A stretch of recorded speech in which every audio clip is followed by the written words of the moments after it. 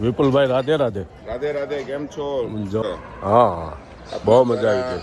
જે વૃંદાવન કથા થઈ, હા, એનું ખૂબ સરસ રિપોર્ટિંગ થયું છે. આવો ઘનશ્યામભાઈ, આવો મારી હા, અમારા ઘનશ્યામભાઈ આવ્યા છે. હા, જેઓ ગઈકાલે કૃષ્ણ બન્યા હતા. હા, કૃષ્ણ ભગવાન બન્યા હતા. ખૂબ સારો એમણે કિરદાર નિભાવ્યો હતો.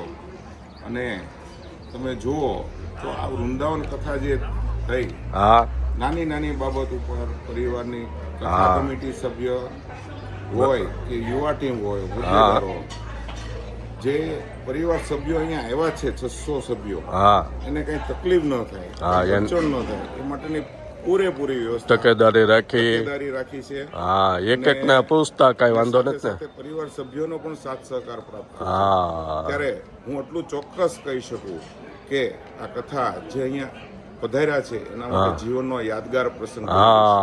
અને વૃંદાવન ધામમાં જી, કારણ કે એક સવારના સમયે કથા હતી, બપોર બાદ નજીકના મંદિરો, ધાર્મિક સ્થળોએ બધા દર્શન કરવા માટે બધા જતા હતા. અને આપ જુઓ તો રહેવાની લઈને જમવાની ખૂબ સારી સગવડતા, ખૂબ સારી, કોઈને કઈ તકલીફ ન થાય. નહીં. અને એટલી વ્યવસ્થા જ્યારે થઈ છે ત્યારે કથા કમિટી, પરિવારના હોદ્દેદારો ને ખૂબ ખૂબ અભિનંદન છે. ખૂબ ખૂબ આભાર. ખૂબ ખૂબ આભાર. રાધે રાધે. પણ વિશેષ, કારણ કે આ ટાઈપનું જ્યારે કાર્ય થઈ રહ્યું હોય ત્યારે લોકો સુધીનું પહોંચાડવાનું, લોકોને માહિતી આપવાનું કામ છે, એ વિશેષ આપના દ્વારા થઈ રહ્યું છે. ત્યારે હું આપને પણ ખૂબ ખૂબ અભિનંદન પાઠવું છું. Thank you. રાધે રાધે. રાધે રાધે. વિપુલભાઈ છે રાધેવાડા, ખૂબ સરસ મજાની વાત કરી અને બધાને બહુ કથામાં મજા આવી કથા પરિવાર બીજે ધાર્મિક સ્થળમાં બને એવી વ્યવસ્થા કમિટી અને મેન ટ્રસ્ટી કમિટીને અપીલ કરવામાં આવે છે. કેમ વિપુલભાઈ? ચોક્કસ. કારણ કે આ ટાઈપનું જ્યારે આયોજન થતું હોય ત્યારે પરિવાર સભ્યને પણ આનંદ સાથે ગર્વ થતો હોય છે. કારણ કે આવી વ્યવસ્થા જ્યારે તમે અલગથી કરવા જાઓ છો ત્યારે 3 થી 4 ગણો ખર્ચો થતો હોય છે.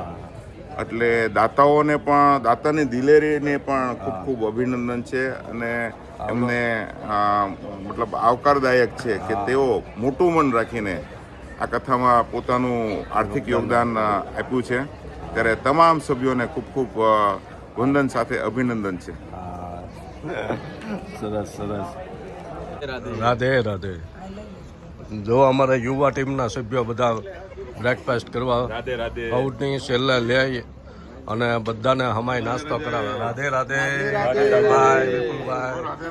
રાધે રાધે.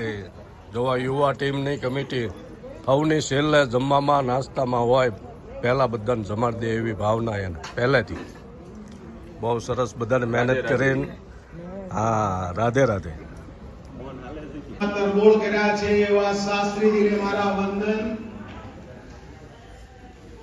આપ સૌ ખૂબ મોટી સંખ્યામાં અહીંયા મારી માતાઓ, બહેનો, ભાઈઓ અને મારા વડીલો પધાર્યા છે. અને સૌને મારા વંદન. બાપુ, અમે ગઈ વખતે હરિદ્વારની કથામાં તમને પ્રોમિસ આપ્યું હતું, વચન આપ્યું હતું કે હવે પછીની કથા તમારા સાનિધ્યમાં કરશું અને યુવાનો સાથે કરશું. આજે અમારું વચન અમે પૂરું કર્યું છે. આ કથા કમિટી અને સંસ્થા પરિવારનો વચન પૂરું કર્યું. અમારી તો બાપુ ખૂબ ઈચ્છા હતી કે દિવાળી પછી લુવારો ગામમાં પણ કથા હતી ને આપ એ કથાનું શ્રવણ કરાવો એવી ખૂબ ઈચ્છા હતી, પણ આપને સમયની અનુકૂળતા નહોતી. પણ અમે પણ લુવારોમાં દિવાળી પછી જે કથા કરીને ખરેખર લોકોનો ભાવ કેવો હોય. અમારો સાસપરા પરિવાર ખૂબ નાનો પરિવાર છે, પણ બાપુ ખૂબ સમજનો પરિવાર છે. આ પરિવારની એકતા, આ પરિવારની જે જિજ્ઞાસા, જે એકતાનો જે ભાવ છે ને, એને નતમસ્તક વંદન કરું છું.